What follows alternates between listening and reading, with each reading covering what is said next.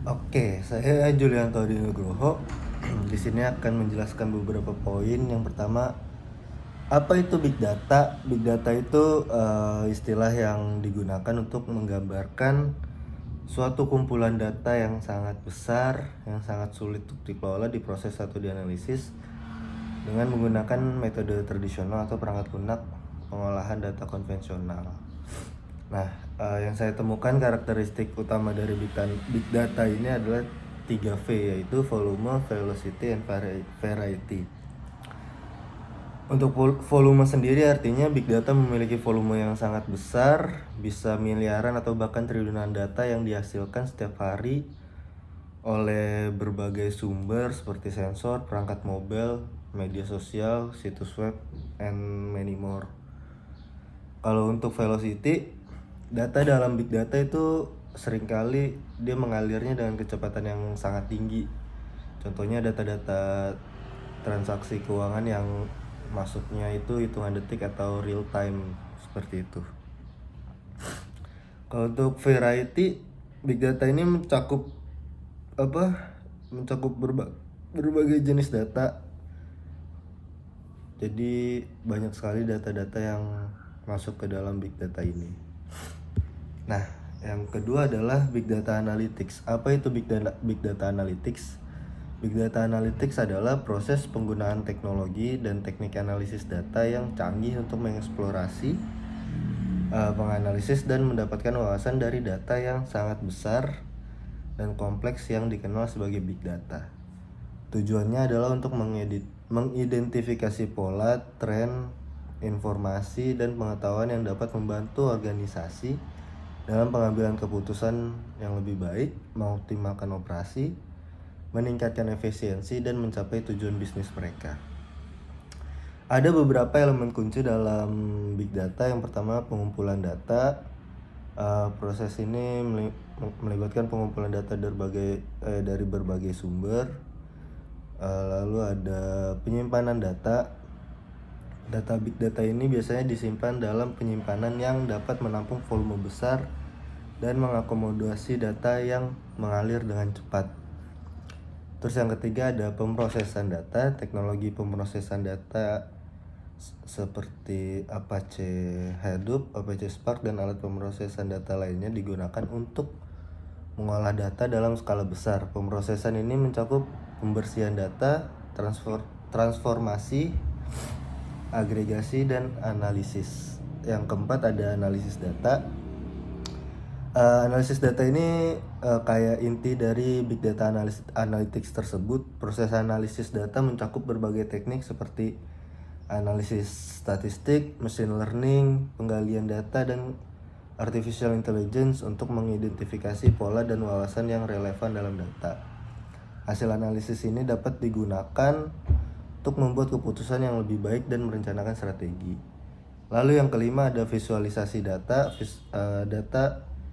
Visualisasi data digunakan untuk menyajikan hasil analisis dengan cara yang mudah dimengerti oleh pengguna non-teknis seperti grafik dan dashboard adalah contoh dari alat visualisasi yang sering digunakan.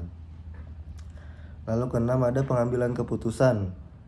Hasil dari analisis big data digunakan oleh pemangku kepentingan bisnis untuk mengambil keputusan yang strategis. Ini mencakup seperti pemilihan produk, pemasaran yang lebih efektif, pengoptimalan supply chain, dan masih banyak lagi.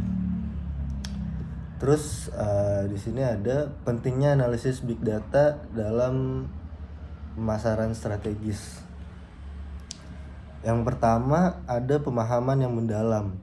Analisis big data memungkinkan perusahaan untuk mengumpulkan dan menganalisis data pelanggan dalam jumlah besar.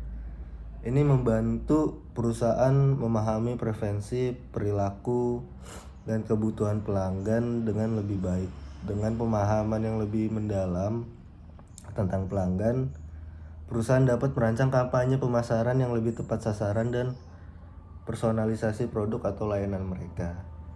Segmentasi pasar yang lebih akurat.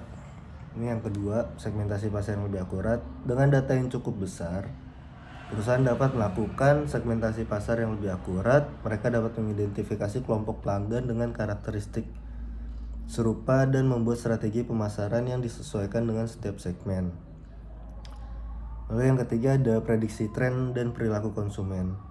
Analisis big data memungkinkan perusahaan untuk mendeteksi tren pasar dan perubahan perilaku konsumen lebih awal. Dengan informasi ini, perusahaan dapat mengambil langkah-langkah proaktif untuk menyesuaikan produk, harga, dan strategi pemasaran mereka sehingga tetap relevan di pasar yang berubah-ubah dengan cepat. Lalu yang keempat ada pengoptimalan strategi pemasaran.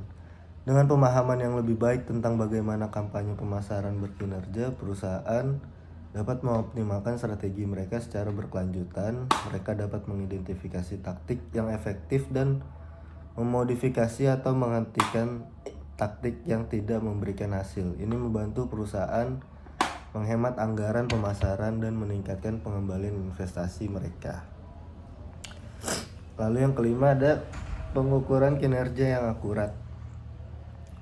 Big Data Analytics memungkinkan perusahaan untuk mengukur kinerja kampanye pemasaran dengan lebih akurat. Mereka dapat melacak konversi, retensi pelanggan, dan metrik lainnya yang dengan detail tinggi. Ini membantu perusahaan mengevaluasi kesuksesan kampanye dan membuat penyesuaian sesuai kebutuhan.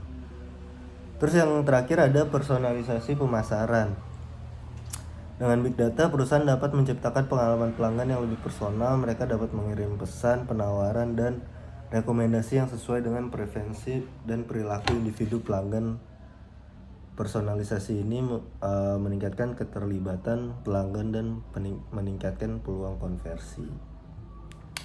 Lalu sebagai contoh framework dalam brand F&B, saya memilih Starbucks karena Starbucks ini merek internasional yang terkenal.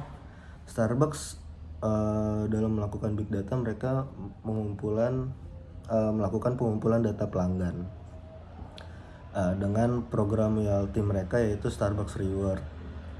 Lalu segmentasi pasar dari Starbucks ini, dengan data pelanggan yang telah dikumpulkan, Starbucks dapat melakukan segmentasi pasar. Misal, mereka dapat mengidentifikasi pelanggan yang lebih suka minuman dingin, pelanggan yang tertarik pada makanan ringan, atau pelanggan yang setia pada produk-produk atau minuman-minuman tertentu saja. Ini memungkinkan Starbucks menyesuaikan penawaran dan promosi promosi mereka untuk setiap segmen pelanggan. Terus prediksi tren. Starbucks menggunakan data penjualan dan tren konsumen untuk meramalkan tren pasar. Misalnya jika data menunjukkan peningkatan popularitas minuman berbasis tanaman, mereka dapat merencanakan peluncuran produk baru yang sesuai dengan tren tersebut, seperti minuman berbasis tanaman atau makanan vegan.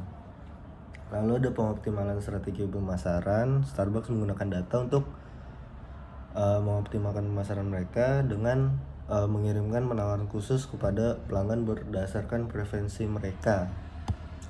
Terus ada pengukuran kinerja. Starbucks rutin mengukur kinerja kampanye pemasaran mereka. Terus ada personalisasi pemasaran. Starbucks menerapkan personalisasi pemasaran melalui program Starbucks Reward. Mereka mengirimkan penawaran khusus dan hadiah kepada anggota berdasarkan riwayat pembelian dan preferensi. Itu dari saya mengenai individual assignment tentang big data ini. Terima kasih.